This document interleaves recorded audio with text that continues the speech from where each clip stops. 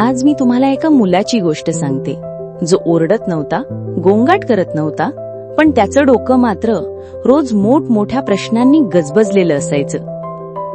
हा मुलगा मैदानात नाही तर एका जुन्या खोलीत बसून इतिहास घडवत होता. त्याचं नाव बाळ गंगाधर टिळक. हा किस्सा आहे तेव्हा टिळक फक्त 10-11 वर्षांचे होते. पुण्यात त्यांच्या वडिलांचं एक साधंसं घर. घराच्या मागच्या बाजूला एक खोली होती. सुरकुतलेले जुने ग्रंथ, लाकडी कपाटं आणि मधोमध एक मोठं टेबल, जणू एक लहानसं वाचनालयच. त्या खोलीत एक मुलगा रोज संध्याकाळी शिडी चढून यायचा, टिळक. तेव्हा इतर मुलं गल्लीत क्रिकेटसारखे खेळ खेळत असत, पतंग उडवत असत, पण टिळक तो तिथं बसायचा. चिडचिड करत नाही, मोबाईल नाही, टीव्ही नाही, फक्त समोर उघडलेली एक गीता, हातात एक पांढऱ्या कडांचा पेन्सिल आणि चेहऱ्यावर एक गंभीर शांतता. एका दिवशीची गोष्ट. टिळकांनी भगवद्गीता उघडली. त्यांना एक ओळ सापडली जी वाचून ते काही क्षण स्तब्ध झाले. कर्मण्ये अधिकार असते मा फलेषु कदाचन. म्हणजे काय? तुला फक्त कर्म करायचा अधिकार आहे, पण त्याचं फळ तुझ्या हाती नाही. टिळक बसून राहिले. त्यांच्या मनात वादळ उठलं.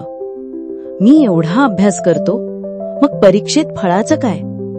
आणि जर माणसाने काही अपेक्षा न ठेवता सगळं केलं, तर मग प्रयत्नांचं काय? तेवढ्यात मागून वाऱ्याचा झटका आला. पुस्तकाची पानं उलटली आणि टिळकच्या मनातही अनेक विचारांची पानं उलटत गेली. ते तिथं खूप वेळ गप्प बसून राहिले. आज त्यांना एक वेगळी गती मिळाली होती. मी का शिकतोय या प्रश्नाचं बीज रोवलं गेलं होतं. रात्री जेवणानंतर टिळकांचे बाबा शंकरपंत टिळक त्यांच्या खोलीजवळून जात होते. टिळक एकटाच बसला होता. समोर वही उघडलेली. त्यात लिहिलं होतं, कर्तव्य केलं की मन शांत राहतं, पण अपेक्षा ठेवलं की भीती वाटते. बाबांनी ते पाहिलं. थोडा वेळ काहीच बोलले नाहीत. मग त्यांच्या पाठीवर हात ठेवून म्हणाले, बाळा, आज तू विचार केलास ना, उद्या तुझं विचारांचं जोग घडेल. त्या दिवसानंतर टिळक दररोज नवं पुस्तक उघडायचे, पण प्रत्येक पुस्तक वाचताना त्यांचा चेहरा नव्या प्रश्नांनी उजळायचा. ते बोलायचे कमी, पण ते विचार करायचे मोठं. ते लिहायचे हळू, पण त्यांचे शब्द पेटवायचे जनतेची जाणीव. सगळे म्हणायचे, हा मुलगा बाहेरून शांत वाटतो, पण त्याच्या डोक्यात विचारांचा वणवा चालू आहे. हा आहे शांत वाघ.